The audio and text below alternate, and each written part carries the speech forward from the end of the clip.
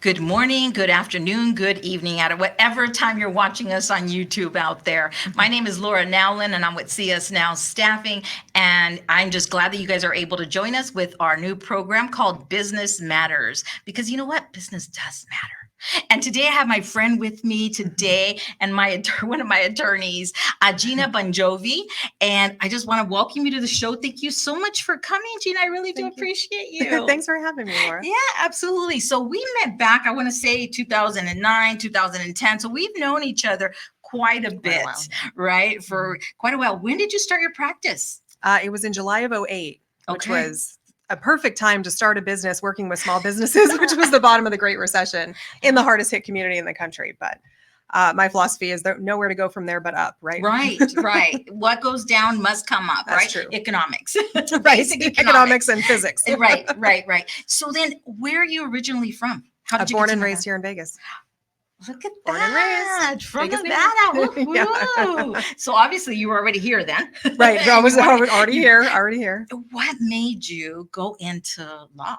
Oh God, it's not even a great story. I should make something up. It's like I was in school and I, graduated with honors and back all that kind of stuff. I also went to UNLV, and I kind of came out into the market and had a network, but didn't know how to network. Okay. So the positions that were available were not necessarily what I was looking for, and I knew this. So this is I'm graduating with my bachelor's degree. And this is not, I mean, I think it's better. It's much better now than it was back then, which I won't say exactly how many years ago, but it's not really a city that values higher education. And we struggle with that both on the K through 12 side and the higher education side, because it's very difficult to make the case to go for higher education when you can make $200,000 a year parking cars. So I came out into a market that didn't really care that I was an honors college graduate and that I had, magna cum laude and all that. So I knew I had to go back to school. It's kind of the only thing I knew. And I'm terrible at chemistry. So I knew med school was out, and it was between going to law school and getting an MBA. And it was sort of a toss up. And so I ended up, studying for the LSAT and chose law. And halfway through my law degree, I guess it's important as a precursor. Most of the attorneys I knew when I grew up here had their own practices. So I sort of thought being an attorney was your pathway to self-employment, which is not necessarily the case, and was a truth that really came hard hitting halfway through my law degree when it's sort of too far into it to turn back. Yeah. And then just about that time, UNLV started pairing an MBA with a law degree, a hotel degree, and a dental degree. And so I ran back to the College of Business and grabbed the registrar by the shoulders to get me into this MBA program. So, wow. So I ended up with both degrees when all was said and done, which was great. And it serves me well today with our clients. No, definitely. And so why business? Well, my undergraduate degree was in business. It was in marketing. And I always kind of gravitated that way. I always knew I wanted to have my own business. I thought getting the education would help. And then pairing the MBA with the law degree really complements what I do today. Right. And so how long have you then had your own practice? So our practice can now drive. We just celebrated 16 years. Woo! 16 years. Which is Congrats. crazy to say out loud. So Yeah. I practiced, I was kind of flailing around a little bit after I graduated and was licensed for about a year. And then I finally hung my shingle, and it's been 16 years as of July 25th. What do you think that a small business or any business out there, as they're trying to find the right attorney for them, what are the types of questions that they should even ask? Oh, I have a whole blog article on this. So when you're trying to pick the right advisor, generically speaking, whether it's a CPA, a banker, an attorney, a financial advisor, first of all, you want to be able to sync with them personality wise. Right. I mean, that's the first thing, because what you don't want to have is an advisor who you don't care for, because then that will deter you from availing yourself of their services. And then you have the advisor you're not benefiting from. So I think first and foremost, personality is important. Secondly, I would pay attention to what their experience level is with the type of things that you need. And being able as a business owner to articulate the needs that you have. Now, most advisors, you should be able to show up and say, I have a staffing company, and what are the ways you can help me? And a decent advisor will be able to rattle off a list of things that we can do to help you. But paying close attention to, because there's a lot of attorneys that dabble in a bunch of different practice areas. So you'll be criminal defense and estate planning, and, and so are you really focusing on that? Are you building a level of expertise? Is that advisor building a level of expertise in the arena that you need that expertise in? And then even though it ideally shouldn't be as much of a still a concern as the fees. What's involved, Mm-hmm. how predictable are the fees, how much is it going to cost you? Because what I was running into when I started my firm was so many people they would have big firms on retainer, but they would never call the attorney, again, not availing themselves of the advisor's help, because they would get charged $500 for 15 minutes of small talk about their Oh, wow. kids. Mm-hmm. So we came out of the gate with a flat fee schedule. Here's what we charge. We try to be very transparent and predictable with our fees because all of our clients are business owners and they all have to budget. Right. So, And so I know with us, we have a retainer. mm-hmm. Do you recommend us having a retainer? Should a business have a retainer with their attorney? So I guess it depends on, so kind of the way we work, again, we are strictly transactional, which means we don't go to court. Mm-hmm. Our philosophy is we try to do everything to keep everybody out of court. So we try to work on the front end to put preventive measures in place. We like to call ourselves like the personal trainers that keep you out of open heart surgery in the back of an ambulance. So we try to be preventive. So in that respect, there are a lot of clients that we have who keep us, keep money on file with us or pay us monthly or whatever. We have a bunch of different packages I won't go into.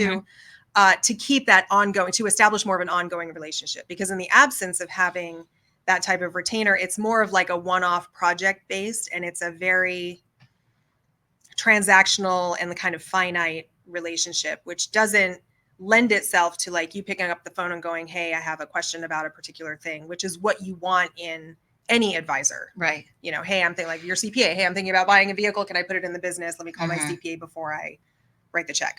Mm-hmm. And so I noticed that, like with me, I have more than one attorney. Mm-hmm. Do you recommend that? Because sometimes maybe you're dealing with an attorney that maybe they don't specialize in a certain thing that comes across, right? So there is, and we call it like going to a podiatrist with a toothache, because there are attorneys that have different specialties. So what we have done is, rather than, because the solution typically, the pat answer to that is just put a big firm on retainer and they're a one-stop shop. But then you have to look at, sometimes the accessibility is an issue. Sometimes the fees are an issue. Sometimes you kind of get shuffled around if there's turnover within the firm, or you're working just with the paralegal and not with the attorney. Those are some of the challenges that I've heard of with the one-stop shops. So what we've done is, rather than try to grow into a one-stop shop, is my firm has put other law firms with specialties on retainer with us. Okay.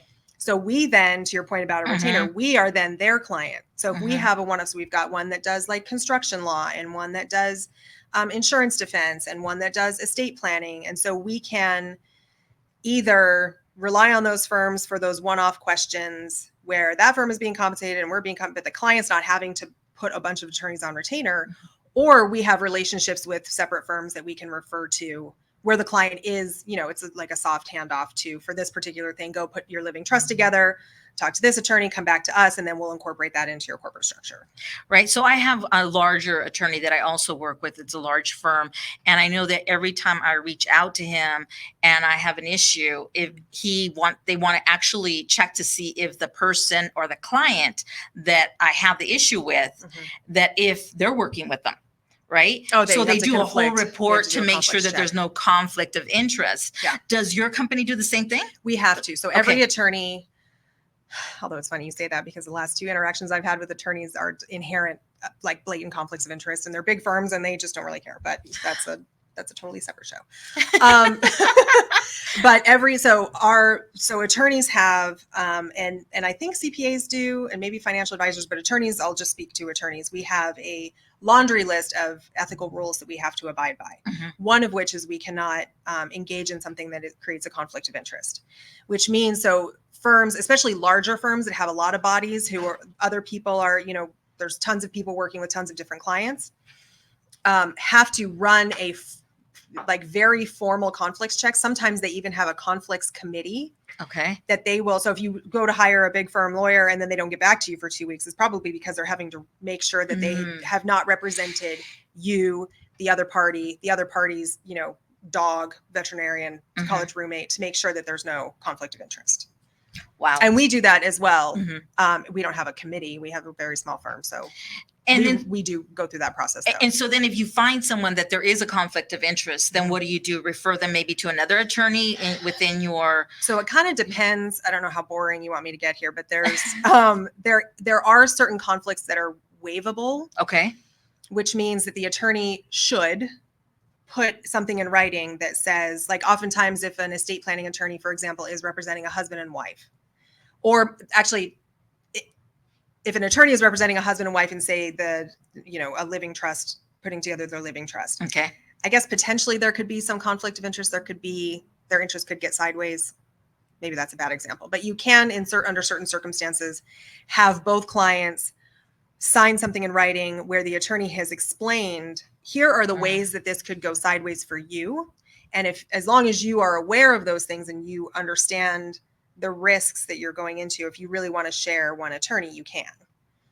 And then there's certain circumstances that, like, we would never waive that conflict of interest. Like when we do M&A work, which is buying and selling of businesses, we either represent the buyer or we represent the seller. We don't represent both because those interests are obviously adverse to one another. You can't negotiate on behalf of both from something as simple as like the purchase price. You can't do that. So right. So you just worked on a contract with me. Mm-hmm. And so then you could not at that point represent the other staffing agency because then it would be a conflict of interest. So specifically, the conflict of interest arises when the attorney has, I'm trying to quote the rule here. I'm going to butcher it. No, so you're don't quote okay. me on this. You're okay. Because I think this is really important for small business owners that may not understand this, because I know that it's for sure great information for me. Yeah. So what typically happens is that I would not be able to represent that other company if I learned something about you in my representation of you that would put you at a disadvantage in representing them.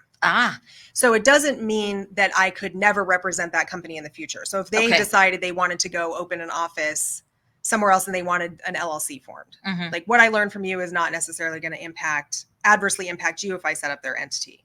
So there are some things that are not necessarily conflicts of interest. And it comes down to what the information is that I learned from this representation that I can't use in another representation kind of against you, even unintentionally. No. I absolutely butchered that. I'm sorry. No, but it makes sense. Does it make sense? It does make sense. Yes. And so we're going to go ahead and go to commercial. But one more time, I do want to thank See Us Now Staffing, our sponsor for today for Business Matters. We'll be right back with Gina.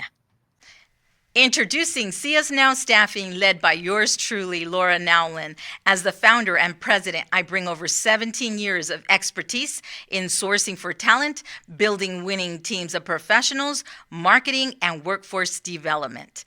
At See Us Now Staffing, we're not just a staffing agency. We're your strategic partner in building a winning team of professionals for your business.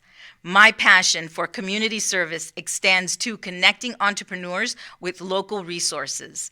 Recognized by the Small Business Administration as the 2022 Nevada Family-Owned Business of the Year, we're not just changing the workforce landscape, we're defining it.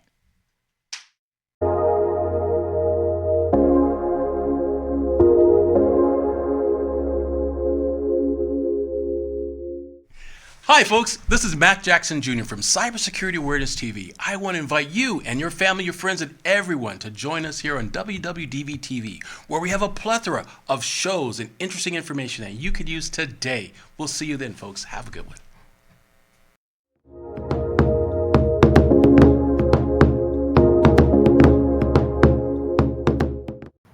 So thank you for staying with us. We do have Gina here in the set with us today. I just want to give you a friendly reminder, though, that you can catch our YouTube video on WWBD TV at See Us Now Staffing. You can also catch us on Roku. We release a new video, basically a conversation here at Business Matters every Friday at 3 p.m. Pacific Standard Time. So once again, Gina, thank you so much for taking time out of your busy schedule to be with us today. I know that you participate quite a bit in the community because I know I've been in your classroom, right? And as I'm taking classes, I'm like, Gina's here. Yay! I know, Laura's here. So tell me a little bit about your involvement with the chambers, which ones and why? Sure. So I feel like because I didn't do any student council work in high school and grade school, I'm making up for it now. Making So when I very first started my practice, again back in 2008, I knew I wanted to work. My practice was supposed to be working with small businesses, and where do small businesses congregate? Chambers of commerce. So I joined. The first thing I did, set up my firm. I joined the Vegas Chamber. At that time, it was under a different name. And then I also joined an organization under that umbrella called Vegas Young Professionals. Yes. I have since only recently aged out of that organization, I will say. But since then, and really, and I think everybody's surprised to learn that I am actually an introvert. I'm a social introvert, but I'm an introvert. way. I know nobody believes me, but it's important because my very first chamber event was a mixer, and I miscalendared it. Oh. For an hour earlier than it actually was. So I arrived to the event, to the venue. Nobody's in the parking lot. The restaurant's not even open. And I'm sitting there in the car going, how am I going to walk into a room full of strangers and introduce myself? Like, I had, talk about imposter syndrome. It was almost paralyzing. And then it dawned on me about 45 minutes into the hour I was early that the event was at a wine bar. So I was like, why don't you go in, have a glass of wine, and calm your nerves? So that's exactly what I did. And I was lucky enough to meet somebody who was chronically early, not as excessively early as I was, but chronically early to everything he goes. And his name's Will Paccioni, and he's like a brother to me. And he did websites, and he was like the mayor of the chamber at the time. And he was like my set of training wheels. So I was attached to the hip. He introduced me to all these people. We had this weird like Italian group. We had like Jonathan Catalano and Will Paccioni and Palazzolo and Bongiovi. And I was like, okay, this is getting a little Godfathery up in here. Yeah. And then he was on the Vegas Young Professionals Advisory Council. And then he brought me onto the advisory council. And then he became chair. And then I succeeded him as chair. And then I kind of like followed him through the chamber. And then in 2017, much to my surprise, the Vegas Chamber asked me to be on their board.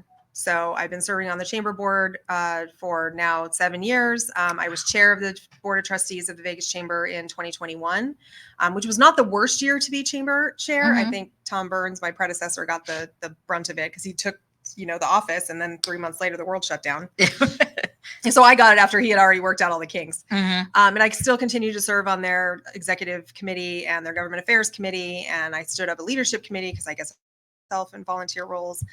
And I serve on the board of Small Business Development Center. I'm on the Workforce Connections Board and the Governor's Office for Workforce Development board. I have a long list that I probably need to cull a little bit, but that's the thing. But joining a chamber, especially as a small business owner, is, I think, kind of a foregone conclusion because of everything. And this is not just about the Vegas Chamber. This is really every chamber. It's beyond just mixers and networking. There are opportunities for professional development. There's opportunities to really avail yourself of the assets that the chambers are providing, whether it be, discounted pricing on purchasing or, health insurance, or learning about the community, like, hearing from like economists and all the different chambers and business organizations have their own, economic development events, which if anybody's paying attention, we should consolidate and have one really cool summit where all of these organizations come together and put on. So everybody blocks out one full day, and then we learn everything there is to know about the community. So you heard that first here. You heard that first. Well, all right. I keep saying it. Nobody's listening. Hopefully somebody's listening out there. Listening. I am very impressed with the Vegas Chamber of Commerce. I joined, been there for now almost, I think it's been a year already. And I've just been very impressed. And I know that you work quite a bit with going to DC and also to Reno, right? So tell us a little bit about what laws have passed, right? Bills have passed that will truly impact a small business that may not be aware of it. Absolutely. And that's one thing that I will say. So I joined the chamber in 2008. I don't think it was until maybe 2014. I mean, it was an embarrassingly long time. I was a chamber member before I kind of didn't get bored, but I was like, if I go to another mixer, what else does the chamber do? And I kind of peeked behind the curtain and I was like, what's this government affairs stuff? And I think the assumption is all attorneys understand what government affairs is, but really my understanding of government affairs began and ended with Schoolhouse Rock, How a Bill Becomes a Law. which I'm dating myself a little bit there. And so the chamber takes a contingent of chamber members to Carson City during the legislative session, where we meet with the legislators and we talk about the bills that are being proposed, and then the business community gets to weigh in on those bills. And I will tell you, I was like, how has this been a secret for so long? Yeah. And I know the Henderson Chamber has a very active government affairs committee, and Aviva Gordon, who's a friend of mine, is the chair of that committee over there. And it is really like, it's not the mixers. That's like the least valuable thing of a chamber membership. It's this government affairs piece, because you have an entire, I can't hire a lobbyist. I'm not budgeting for that. Nor can most of my clients, but you have a government affairs team whose sole job, and it's multiple people whose sole job it is, I call it, to watch your six. So, and my personal experience with this was, you can, if you want, I do not recommend. There's a website called Nellis with one L, Nelis, that during the legislative session will push out, you can go find all of the bills that have dropped every day. Okay. So in my first waking moments of consciousness every day, I would scroll through Nellis. And I thought at some point in time, when I started to feel really depressed and hopeless, I go, maybe I should stop doing this. Oh, geez. But it was reading like all of these different pieces of legislation that were being proposed. And you knew they were, for the most part, well-intentioned, but they hadn't really been thought through. And there's lots of like secondary consequences and the whole unintended consequences, which I think there should be a drinking game every time somebody says unintended consequences in a legislative hearing. Just take a drink. So that is really the most important piece. And one of the things I'm proudest of during my tenure as chair of the chamber was I stood up an organization, or kind of a subset, called the Chamber Advocates, which is an organization where you can just, as a chamber member, go, hey, I want to be a chamber advocate. And what that is it has established this like database almost of businesses that the government affairs team can call on, because the government affairs team it's the same players by and large in the legislative session. And so the legislators get to know them, that kind of thing, but they really want to hear from the horse's mouth. They want to hear if there's some sort of regulation that's coming that is going to impact staffing companies. They don't necessarily want to hear from Paul Muradkin, who's their vice president of government affairs, even though he's phenomenal. They really want to hear how it's going to impact your business from your mouth. And so it gives you the opportunity to get called on, and then to potentially testify, write your legislators, all that kind of stuff, so that you can really impact that change. Because many business owners don't realize that you can nip that train in the bud before it leaves the station from a legislative perspective. They wait until they get run over by it. And getting involved on the government affairs side, really in any capacity, is how you keep that stuff at bay. How do they get on that list? Is it just by placing the call? The chamber advocates list? Yes. Yeah, you can email whoever your salesperson is at the chamber, and they'll put you on that list. And then they categorize everybody by industry and company size and things like that, so they can slice and dice the spreadsheet and go, okay, here's legislation that's going to impact, say, auto body shops. And then they go in and they reach out to all the auto body shops that are chamber members, and they go, hey, here's this legislation, and we need some testimony on how this is going to impact you personally. I remember one of my mentors saying that, and it was a group of business owners, and she said, you guys all just need to get on a bus and go to Carson City. Yeah. And go to Carson City, because if not, they pass these bills that truly impact the small business community, not truly understanding what they're even passing and how it's going to impact us. So there's another piece to that too. So a lot of this is, I'm on the government affairs committee still for the chamber, and I hope I'm still adding value there. But one of the things that I was most surprised by is most of the people who are legislators come from the public sector, because it is damn near impossible for a business owner to extricate. So first of all, to extricate themselves from their business in order to campaign, knock on 1,000 doors and go to all these coffee clatches and things like that. But then to take 120 days away from your business to be in Carson City, especially if you're a business located in Southern Nevada. Yeah. You have to travel up there. You have to be at all the hearings, all this kind of stuff. There's precious few business owners that are up there that are telling our story, which means it's incumbent upon us to go up there and tell our story. See, I can sit here and talk with you for hours. Okay, Gina. Well, one more thing I will say about our legislature. In Nevada, we have a very unique situation, because our legislators, we do have a citizen legislature, and all of our legislators have their cell phone numbers on the website. And those are actual cell phone numbers. They're very accessible. So you can go on, if you Google Nevada legislature, who's my legislator. What you can do is enter in your address, and then it will give you a display of all of your legislators, from Board of Regents to Clark County School District to City Council, County Commissioner, State Assembly, blah blah blah, everybody. So save that, and then pay attention to what, how they're weighing in on things and what their positions are, and don't be afraid to pick up the phone and call, write a letter, write an email. Hey, I'm seeing this coming. If you're subscribing to Nellis, or I know I can't speak to the Henderson Chamber, but I know the Vegas Chamber does something called the Rundown, which is a newsletter email newsletter that comes out every Friday, digests kind of the things that are, because there's lots of legislation. It doesn't all impact business immediately. You could make an argument for everything impacts business, but the chamber really focuses on the things that are a direct hit to business, benefit or detriment, mostly detriment, but. Okay, so paying attention to that is helpful too. No, definitely. And should they be looking at their business address, the home address, both? Okay. All right. And then there was a bill that passed, the corporate transparency. If we can get that in. Yes, the Corporate Transparency Act. I'm trying to get the word out about it. It was passed kind of, I won't bore you with the history. I also have a blog article on that if you want to Google it. But essentially it requires every entity, LLC, corporation, whatever, that's registered in the country, the US, to file what's called a BOI, a report of beneficial ownership information. So basically what they're trying to do is crack down on trafficking and money laundering and terrorism and things like that by following the entity to the humans behind it. Okay. So the Corporate Transparency Act, it's a pain in the butt. So you go on, you file, you have to upload a picture of your government issued ID. You have to tell who the humans are behind the business. It's kind of it's pain. There's, I don't know, like a dozen lawsuits that have been filed because if you bank in the US, you have, the bank is required to collect all that information. So the information exists. Okay.